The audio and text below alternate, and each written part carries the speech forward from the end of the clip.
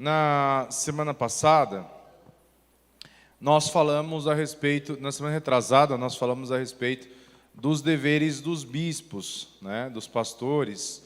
E hoje nós vamos falar sobre os deveres dos diáconos. Vamos ler aqui o verso de número 8 em diante. Da mesma forma, os diáconos devem ser respeitáveis e ter integridade. Não devem beber vinho em excesso, nem se deixar conduzir pela ganância. Devem ser comprometidos com o segredo da fé e viver com a consciência limpa. Antes de serem nomeados diáconos, é necessário que se faça uma avaliação cuidadosa. Se forem aprovados, então que exerçam a função de diáconos. De igual modo, as mulheres devem ser respeitáveis e não caluniar ninguém.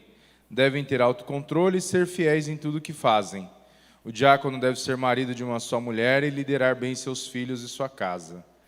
Aqueles que exercem a função de diácono serão recompensados com o respeito de outros e terão cada vez mais convicção da sua fé em Cristo Jesus. Amém? Então aqui, Timóteo está tratando especificamente do papel dos diáconos na igreja, né? E aí a gente precisa entender o que são os diáconos, né? Primeiro que a Bíblia ela vai falar sobre a questão do diácono no sentido de servir, de serviço. A palavra diácono, ela vem do diáconos, do grego diáconos.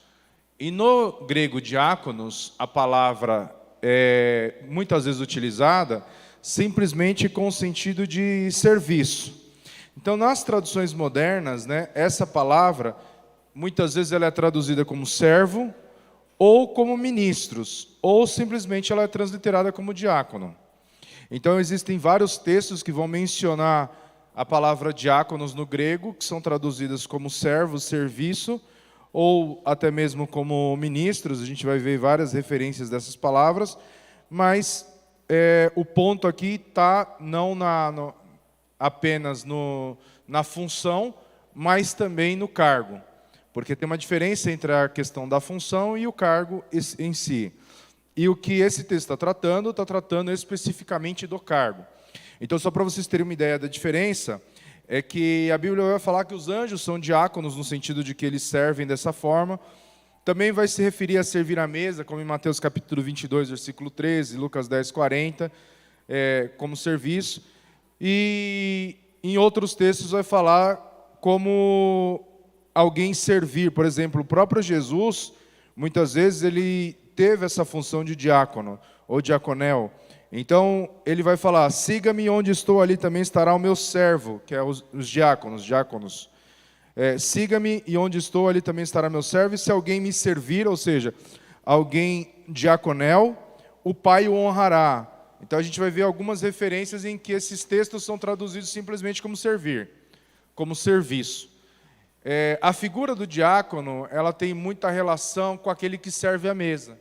Então, se você pensar, por exemplo, na questão quando você vai num restaurante, o papel do garçom é o papel de um diácono, é alguém que está servindo. Quando você vai numa casa e tem uma pessoa servindo alguém, aquele é o papel do diácono.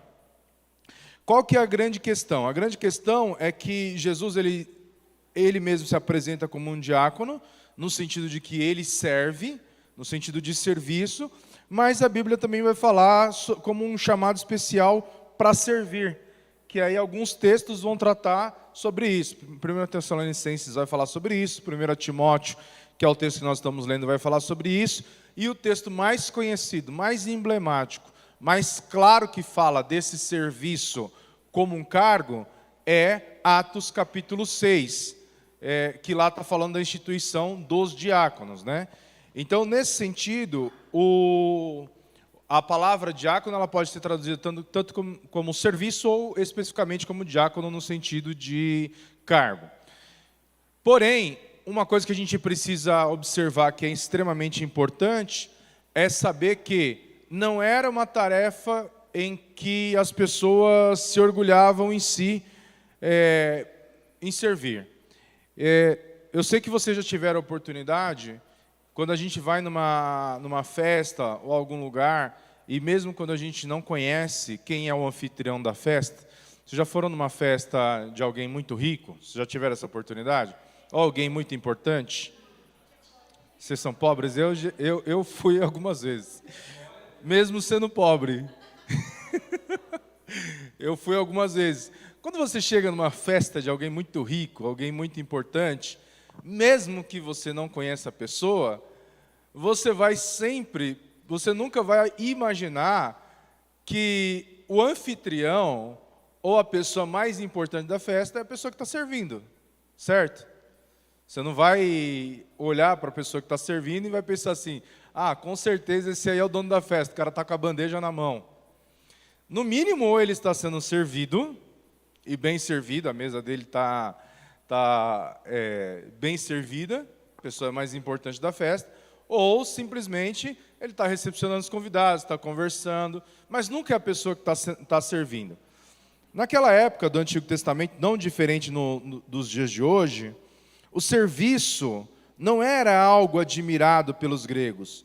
Eles admiravam primariamente o desenvolvimento do caráter e da personalidade, mas com um olho na manutenção do respeito próprio. Ou seja, o serviço em si, o serviço diaconal aos outros, era algo tido como pejorativo. Servir era pejorativo. Não era algo que as pessoas se orgulhavam em fazê-lo. Não era algo que a pessoa importante faria.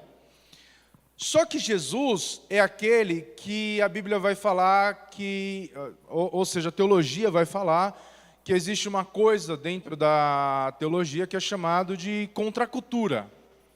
O que é a contracultura? A contracultura é algo que, diferente da cultura da época, a Bíblia ela dá um significado, um sentido diferente para aquilo que a sociedade enxergava. Ou seja, enquanto para a sociedade servir era algo do qual as pessoas não se orgulhavam, mesmo na sociedade moderna, ninguém vai agradecer, principalmente no nosso contexto, o contexto que a gente vive no Brasil, dificilmente você vê uma pessoa agradecendo por estar servindo. Então, a gente vê, por exemplo, nos filmes americanos, quem aqui lembra nos filmes americanos, quando um oficial que serviu ou na Marinha, ou no Exército, ou um militar, ou um policial, ele entra num comércio, o que as pessoas falam para ele? Alguém sabe? Quem falou? André, tinha que ser. Mas não porque o André é mais inteligente do que vocês e do que eu. É porque ele assiste mais filmes. Só por isso. O que eles falam? Obrigado pelos seus serviços. A gente não agradece, não tem o hábito de agradecer a pessoa que está servindo. Muitas vezes, quando a gente está num restaurante, você nunca vai ver um garçom de um restaurante, uma churrascaria que você vai sempre na rua e vai reconhecer. Porque, geralmente, quando ele está servindo, você nem olha na cara dele. E aqui não é uma crítica, eu não estou aqui dizendo que você tem que olhar para o garçom e agradecer o garçom e reconhecer ele na rua. Nada disso, mas é um hábito que a gente tem. A gente está falando de algo que é cultural, ok? A gente não agradece as pessoas que nos servem. A gente não tem esse hábito. Porém, a Bíblia diz que servir não é algo só que a gente deva fazer, mas é algo grandioso. Olha o que Jesus vai dizer. Se alguém quiser ser o maior, o que ele tem que fazer? Se fazer servo de todos. Isso é contracultural. Se quando eu vou numa festa, eu não imagino que o maior é aquele que está servindo, contraculturalmente Jesus vai falar assim, olha, o maior é o que serve. O maior é aquele que está servindo. Olha o que Jesus faz. Jesus entra na casa de um homem, quando os discípulos estão chegando, era muito comum, imagina o seguinte, aqui a gente vive numa cidade que é asfaltada, a gente vive na cidade, né, de pedra, né, selva de pedra. Só que já teve hábito de ir para o interior, é aquelas sandálias de couro, né, que o pessoal usa, né, a Kátia agora deu até risada, até lembrou. A Kátia agora passou um filme na cabeça dela. É aquela chinela, o chão de barro, né, ou seja, o pé fica vermelho, né, de terra. E você fica com o pé cheio de terra, cheio de terra, daquela terra batida, né? E quando na época do mundo antigo, era ainda mais comum isso. Então não haviam as cidades asfaltadas, as pessoas andavam a pé, com uma sandália, não tinha transporte público, não tinha carro, as pessoas andavam a pé com uma sandália, e comumente sujavam os pés. Era muito comum nas casas que houvessem pessoas para lavar os pés dos convidados. Era comum, não era algo incomum. Porém, existia uma regra de quem deveria lavar os pés das pessoas quando chegavam. Qual que era essa regra? A regra era o seguinte, que quando a pessoa chegava, quem tinha que lavar o pé do convidado, quem que era? Quem era? Vamos lá, cadê os betelinos? Quem era? Os serviçais. O que tivesse o menor cargo, os serviçais deveriam lavar o pé. Se a família, geralmente os escravos, ou os servos, os diáconos. Se a família fosse pobre e não tivesse serviçais, quem deveria lavar? Não, o filho. Não era uma tarefa honrosa, então você dava para quem tinha menos qualificação. O filho. Na ausência dos filhos, quem? A esposa. E por último, o dono da casa. Porque na cultura romana havia essa questão hierárquica. O pai, a mãe, os filhos e os servos. Então, quem se destinava a fazer o trabalho mais indigno, que era lavar os pés, ou seja, servir, fazer o serviço, era o servo. Porém, quando os discípulos entram na casa, Jesus está com uma bacia. E aquilo é um choque para os discípulos. Os discípulos jamais esperariam que alguém na qualidade de Jesus, que era um mestre, um líder, eles já o reconheciam como o Cristo, o enviado de Deus, estivesse com uma bacia na mão. E Jesus está falando aqui, está falando o quê? Eu vou lavar os pés de vocês. Na ordem natural, Jesus seria o último a ser qualificado para lavar o pé de alguém. E algo que Jesus nunca faria, porque não há ninguém mais importante ou maior do que Jesus. Ninguém, Jesus nunca lavaria os pés de ninguém, segundo a lógica da época. Porém, Jesus pega aquela bacia e ele começa a lavar os pés dos discípulos, sem falar absolutamente nada. Ele não fala, ele não explica, ele só faz. Pedro, quando olha aquilo, ele fala assim: Senhor, eu não vou deixar o Senhor lavar meus pés. Não vou deixar, não vou permitir. Isso é indigno demais, eu que devo lavar-lhe os pés.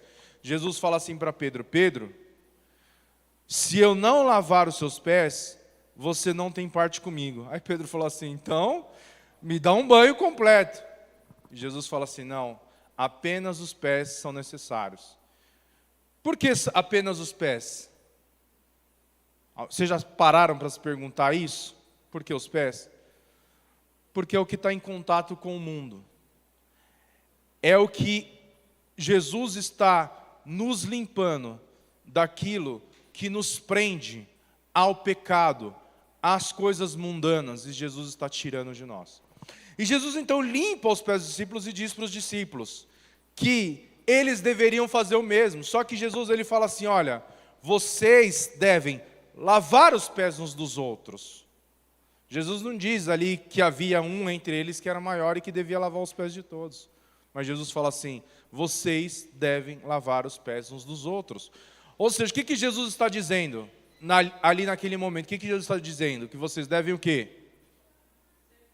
Servir um ao outro. Servir uns aos outros. O que Jesus está dizendo é isso. Então, servir era algo indigno para a sociedade, mas era algo valorizado dentro do cristianismo. E Jesus, muitas vezes, ele vai falar sobre isso. E aí, acontece em Atos capítulo 6, o início da igreja primitiva. A igreja estava começando a se formar. Começando a se formar. Jesus havia acabado de morrer e ressuscitar. As primeiras reuniões dos discípulos eram uma reunião que os apóstolos estavam todos juntos. Os apóstolos estavam juntos ali, pregando, ensinando, cuidando da igreja. Só que a igreja não tinha uma organização clara. Não estava todos os papéis bem definidos, quem faz o quê. Quem dirige o culto, quem abre o culto, quem prega, quem recebe as pessoas, não estava definido. A igreja começa como um ajuntamento, todo mundo queria fazer parte daquele grupo. De repente, começou a chegar algumas queixas para os apóstolos.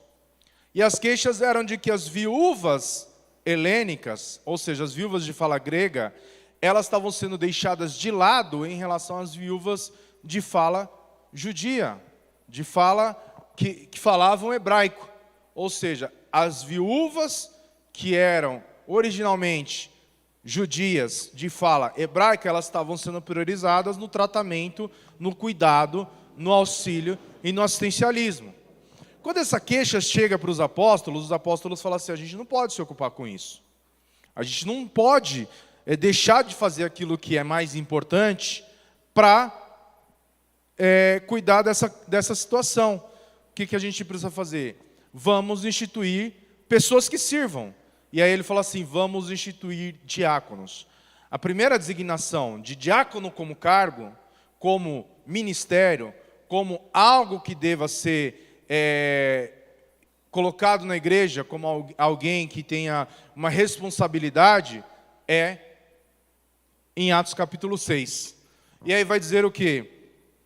Qual que era a qualificação do diácono? Homens cheios do Espírito Santo, de sabedoria, que tivessem uma boa reputação. E esses homens eram escolhidos dentre quem? Dentre todo o povo. Quem escolheu os diáconos? O próprio povo. Instituam entre vocês diáconos. E aí foram escolhidos 7 diáconos naquela ocasião, entre eles Filipe e Estevão. Filipe, que se tornou um evangelista da igreja, Estevão, que foi o primeiro mártir da igreja primitiva, e aí foram instituídos diáconos. Agora a grande questão é o seguinte, naquela ocasião, o que os apóstolos perceberam? Eles falaram assim, os diáconos cuidam das tarefas concernentes à igreja, coisas importantes em relação à igreja, e nós vamos nos dedicar ao quê? À pregação e ao ensino. Qual que é a função do pastor? Qual que é a função do pastor? Qual que é a função do pastor? Pregar e ensinar. 2 tarefas que exigem conhecimento. Por isso que é importante que o pastor esteja preparado, porque o pastor serve para isso, para pregar e ensinar.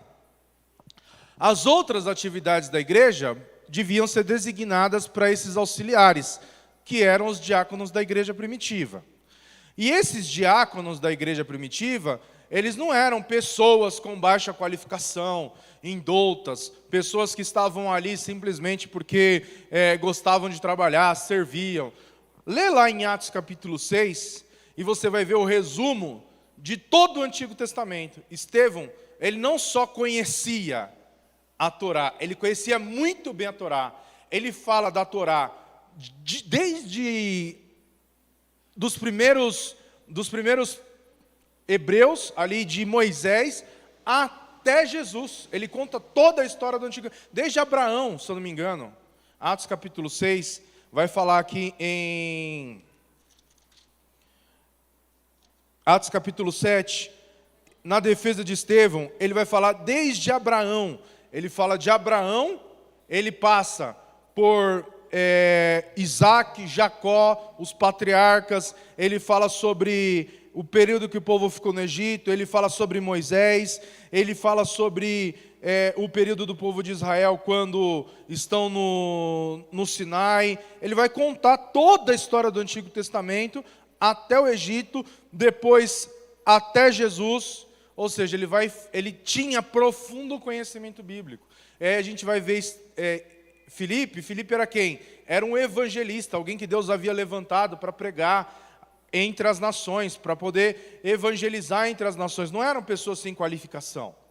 Então era um cargo extremamente importante dentro da igreja. Era um cargo extremamente necessário dentro da igreja. E eles tinham essa função de cuidar da administração, das tarefas de administração da igreja. Essa era a função do diácono.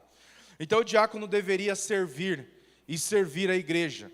Eu tenho saudades de diáconos na igreja, como a gente via antigamente. Quando você chegava na igreja, o diácono estava na porta da igreja, esperando as pessoas chegarem na igreja. Não faltava numa escola dominical, não faltava num culto, não faltava numa oração, não faltava no monte. Diácono é servir, e servir bem. Olha só o que a Bíblia vai dizer. E aí a gente vai voltar agora para o texto de Timóteo. Lá em Timóteo, quando vai falar do diácono, a gente vai ver que existem pouquíssimas diferenças entre o diácono e o pastor quando o assunto é requisito. O que se espera de um diácono é praticamente o que se espera de um pastor. Praticamente. Com pouquíssimas exceções. Que são o que as exceções? As exceções são, o diácono ele não tem obrigação de ser hospitaleiro. O pastor sim. O diácono ele não tem a exigência clara de que a família dele seja um exemplo. O pastor sim. Não que não deva ser, mas isso não é um requisito para o ofício diaconal. Agora, para o ofício pastoral, sim. E aí ele vai dizer assim, olha, no verso de número 8, 1 Timóteo capítulo 3, verso de número 8, vai dizer assim, da mesma forma, os diáconos devem ser respeitáveis e ter integridade. Então, a primeira coisa que a gente entende é que o diácono deve ser alguém de grande reputação, ou de reputação ilibada. Quando a gente olha lá em Atos capítulo 6, a gente vai ver que quem elege os diáconos para servir a igreja é a própria igreja.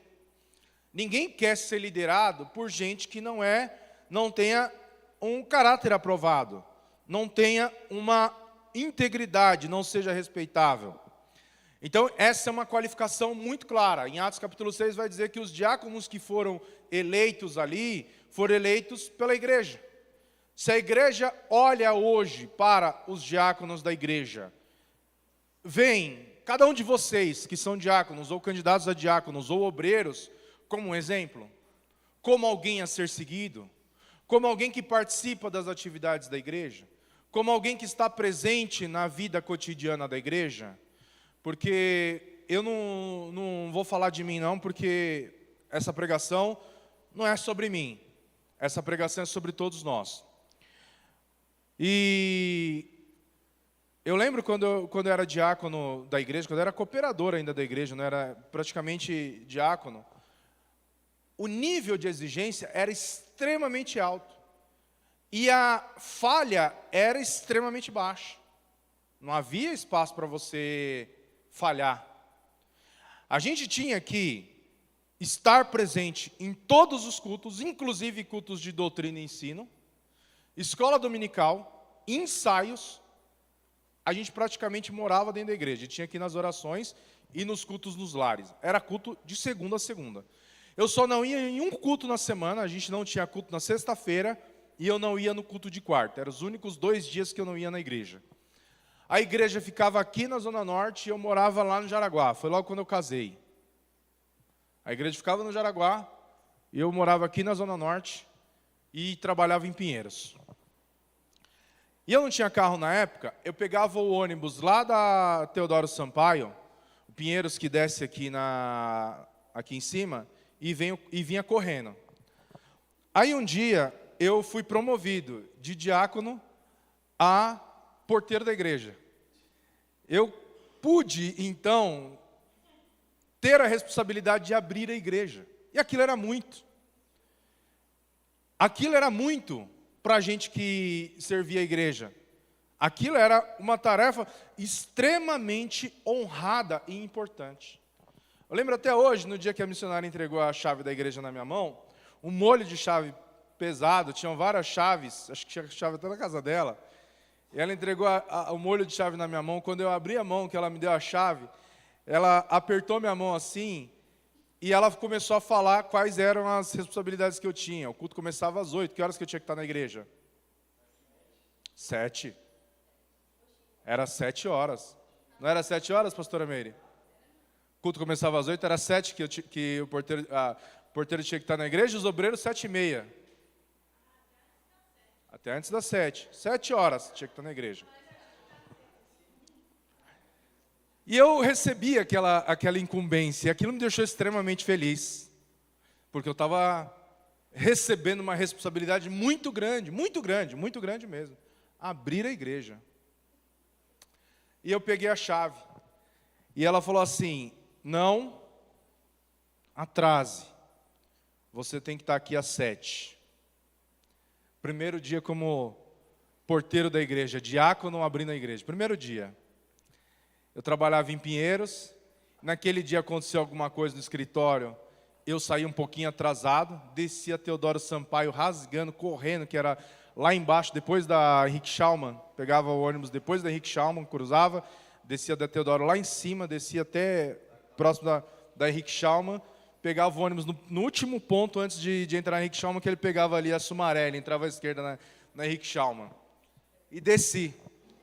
E naquele dia o ônibus demorou, mas não demorou como habitual, demorou bastante.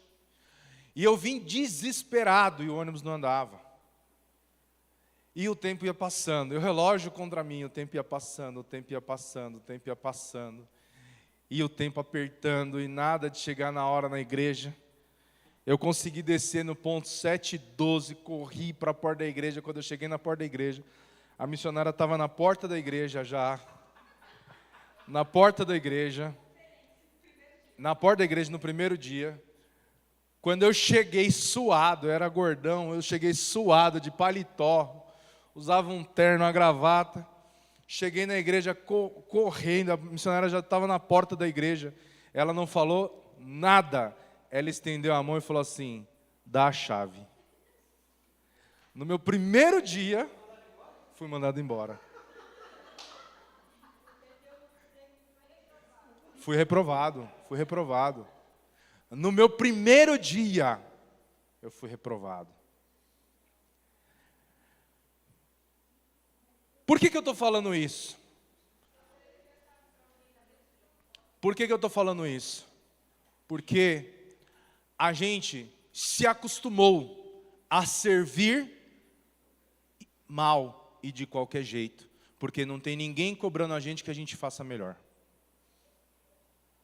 Tem ninguém aqui, a gente não tem um pastor para cuidar dos diáconos, para falar que o diácono tem que estar na escola dominical, tem que ir para a oração, tem que participar dos ensaios, até porque a gente não acredita que essa é a forma correta. Eu penso o seguinte, na igreja, todos somos voluntários. Eu posso cobrar no meu trabalho. Eu pago salário para os meus funcionários. E por pagar salário para os meus funcionários, eu cobro deles algumas coisas. Pontualidade é uma delas. Eu cobro. Na igreja, não. Simplesmente por quê? Porque cada um de vocês aqui tem que entender que o que vocês fazem, vocês não fazem para mim, vocês fazem para Deus. Que é muito mais exigente do que eu. Então, quando você deixa de fazer as coisas bem feito, você não está deixando de fazer bem feito para o pastor. Porque eu não tenho um caderninho em casa, como um professor, que vai dar estrelinhas se você chegar no horário. Mas eu, como pastor, eu observo que falta um diácono, falta um coordenador de PG numa escola dominical. Quando tem uma oração e falta o nome de um obreiro, a gente vê. Por que a gente tem que falar isso hoje? Porque é a palavra que Deus nos trouxe. Isso aqui não é um culto de doutrina. Mas a Bíblia diz que o diaconato é um trabalho extremamente importante no desenvolvimento da igreja. O que aconteceu com a igreja de Jerusalém quando os diáconos começaram a ser levantados e eles entenderam qual era o papel deles diante da igreja? A Bíblia vai falar o que aconteceu. A igreja crescia. A igreja cresce quando as pessoas entendem qual é o papel e qual é o chamado delas. A igreja cresce. A igreja cresce quando as pessoas entendem qual é o papel delas, qual é o chamado delas. Isso é uma marca. A marca de uma igreja saudável é que a igreja cresce. Atos vai dizer assim: o Senhor acrescentava dia após dia à igreja aqueles que haviam de salvar-se. Vamos lá para Atos capítulo 6. Atos capítulo 6. Vai dizer assim: a ideia agradou a todos. 6:5. Escolheram Estevão, um homem cheio de fé e do Espírito Santo, também Filipe, Prócoro, Nicanor, Timon, Pármenas e Nicolau de Antioquia, que antes havia se convertido ao judaísmo. Esses 7 foram apresentados aos apóstolos, que oraram por eles e lhes impuseram as mãos. Assim a mensagem de Deus continuou a se espalhar. O número de discípulos se multiplicava em Jerusalém, e muitos sacerdotes também se converteram. A conversão. A conversão. A gente tem dificuldades hoje até para reunir a igreja. Às vezes uma vez na semana, a gente tem o PG uma vez na semana. E as pessoas conseguem arrumar todo tipo de compromisso no dia do PG. Todo tipo de compromisso. Parece aquele jogo de futebol que a gente jogou a última vez na rua e não lembra quando foi. Você joga futebol na rua todos os dias e de repente um dia é o último jogo de futebol seu e você não percebeu. Já foi. Reunir a igreja tem se tornado um desafio cada vez mais difícil. A gente só tem um culto na semana. E qual é o dia que está a igreja inteira?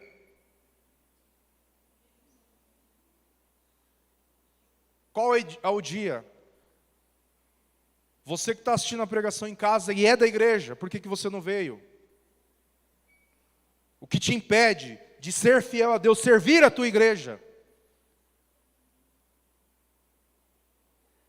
Porque em casa você não está evangelizando, em casa você não está alcançando pessoas, em casa você não está ganhando almas, em casa você não está convidando pessoas para vir ao culto. Ah, mas eu mandei o link. 2 palavras para você. Parabéns. A gente precisa entender o que é servir. O que é servir? Deus te chamou para ser um diácono, para você servir. Ah, mas eu não sou, ninguém faz para ser. Faz, porque faz. Hoje a gente vai ter um evento muito importante, a gente que é do jiu-jitsu, o Edivaldo, hoje é a graduação do Edivaldo, parabéns para o Edivaldo. Uma árdua jornada, muito difícil você conseguir chegar onde o Edivaldo está chegando, é muito difícil, é quase impossível. Pega as primeiras fotos de quando o Edivaldo treinava, muitos pararam, muitos. Gente que era muito melhor do que ele, parou. Por quê? O que é premiado não é a habilidade pessoal, mas a constância. E o Edivaldo está aí. Por que eu estou falando isso? No jiu-jitsu, como na vida, como na igreja, a gente precisa entender o seguinte: quando a gente olha para a faixa de uma pessoa, essa faixa não pode estar pesada. O que significa isso? Você olha lá um faixa branca, mas um faixa branca muito duro. Você olha e fala assim: esse faixa branca tem nível de azul. Esse azul tem nível de roxo. Esse roxo tem nível de marrom. Esse marrom tem nível de preta. Agora é muito duro quando você olha para um faixa azul que não tem nível de azul, ele tem nível de branca. Ou um faixa roxa que não tem nível de roxo, tem nível de azul. Ou um faixa marrom que não tem nível de marrom, tem nível de roxo ou de azul. E isso é mais comum do que parece. Porque às vezes a gente acha que a gente vai consertar a pessoa dando um cargo para ela. O cara é indisciplinado, o cara não é comprometido, ele não serve, mas a gente fala assim: ah, mas ele já está há tanto tempo aí, outras pessoas já estão sendo levantadas no lugar dele, vamos dar uma oportunidade para ele, quem sabe assim ele se conserta. Não, ninguém é consagrado ao ministério para ser, é consagrado porque é. Então, vocês que têm chamado, seja para o diaconato, seja para o pastorado, comecem a exercer o chamado de vocês, independente de alguém colocar a mão na cabeça de vocês e falar assim: você está sendo consagrado ao ministério. Porque aqueles que foram instituídos como diáconos da igreja, eles já serviam a igreja. Eles já eram homens de reputação ilibada. Eles já eram homens de integridade. Eles não se tornaram aquilo porque foram consagrados. Seu título não pode pesar para você. Eu conheço pessoas que, se você chamar ele de pastor, ou de missionário, ou de diácono, é uma ofensa para a pessoa. Mas não é uma ofensa porque a pessoa se ofende de ser chamado de pastor, porque ela não é, mas é uma ofensa porque a vida dela não condiz com o chamado que ela diz ter.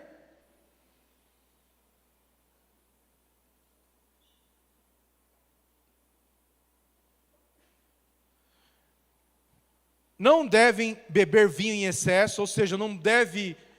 eu falei isso na última pregação e volto a falar. Uma coisa que eu jamais faria. Sim, beber com incrédulos. Isso é um erro crasso. Eu prefiro, se eu estiver na presença de incrédulos, me manter mais longe possível de um copo de cerveja, ou de vinho, ou de qualquer coisa, do que cair no erro, na condenação. E aqui eu vou abrir um parênteses, que esse foi uma situação que foi levantada, e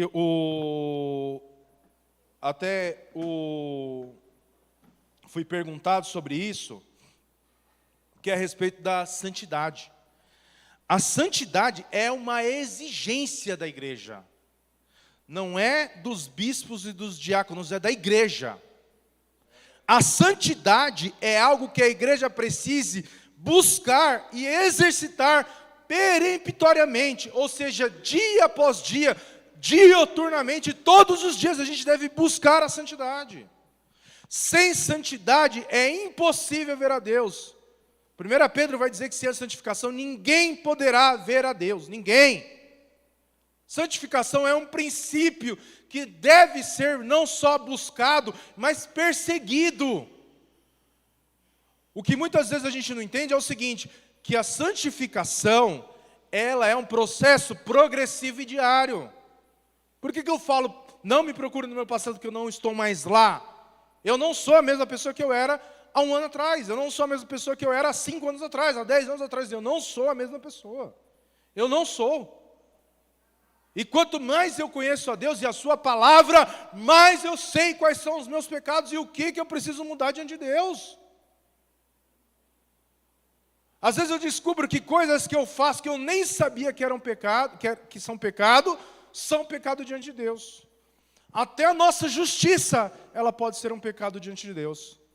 Eu contei para vocês com muita vergonha um dia que eu achava que eu estava sendo justo, acusando uma pessoa injustamente. Porque eu achava que por ser cristão e ser correto, eu estava sendo justo. Eu estava sendo injusto com aquela pessoa. E fui muito injusto. Não pouco, muito. Porque aquela necessidade de dizer que eu estava sendo justo, era um pecado no meu coração, um orgulho no meu coração. Eu tinha orgulho de fazer aquilo. Provar para a pessoa que ela estava errada. Provar para a pessoa que ela estava tentando me enganar. Aquilo me alegrava. Assim, aquilo me deixava em estado de êxtase. Eu queria conseguir aquilo. Quando eu vi que eu estava acusando uma pessoa injustamente, meu chão abriu. A vergonha que eu tive, naquele dia foi um dos piores dias da minha vida. Eu chamei a minha esposa, meus filhos, e confessei chorando para eles. Eles não viram a situação. Mas eu confessei chorando para eles que eu tinha pecado diante de Deus.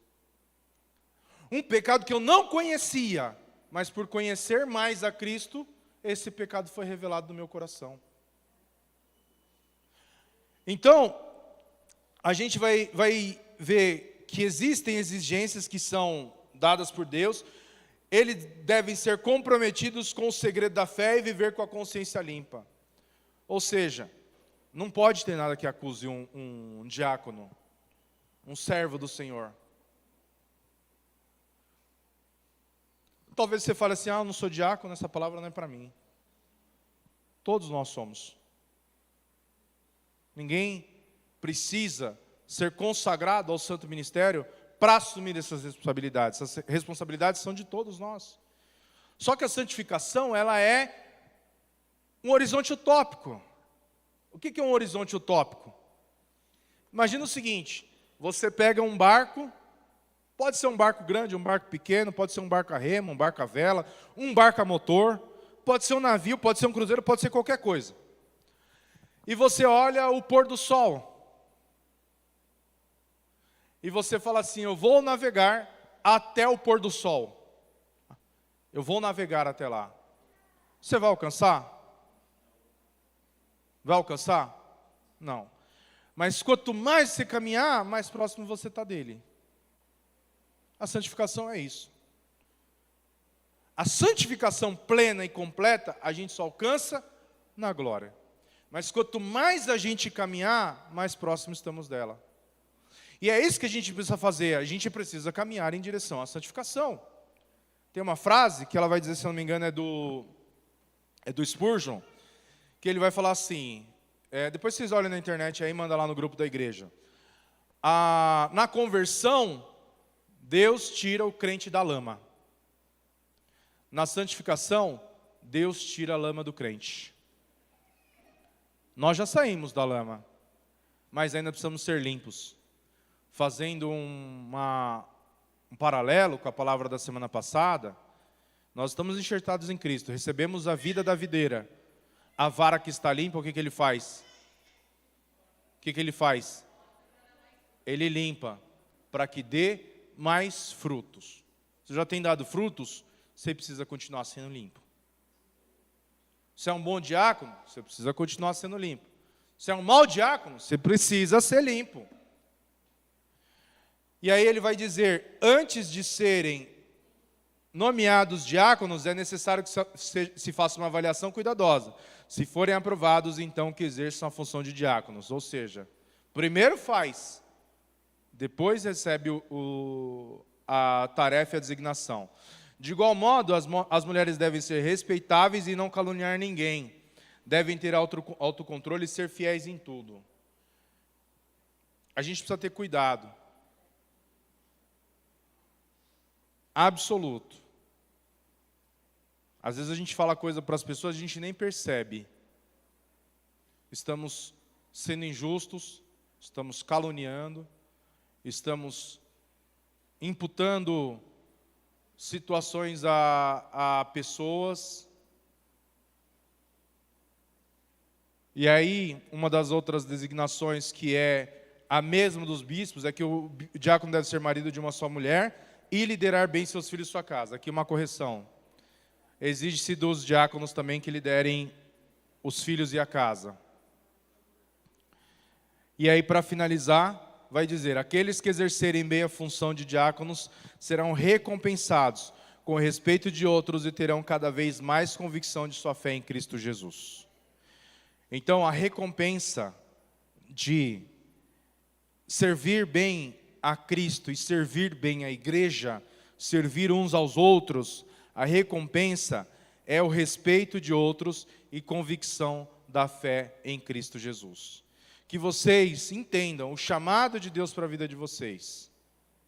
Que vocês entendam que Deus chamou vocês para servir.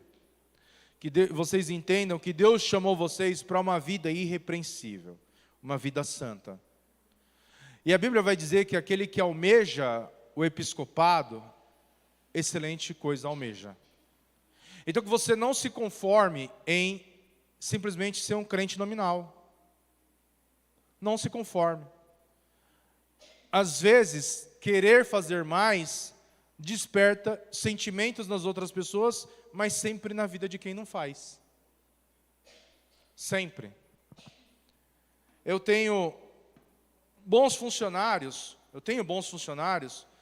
que eles fazem qualquer coisa que eu pedir. Eles trabalham até tarde, eles chegam cedo, eles resolvem problemas. Sabe como que essas pessoas são chamadas no ambiente de trabalho? De puxa-saco. De gente que não vai chegar em lugar nenhum. De gente que está ali só para fazer média com o patrão.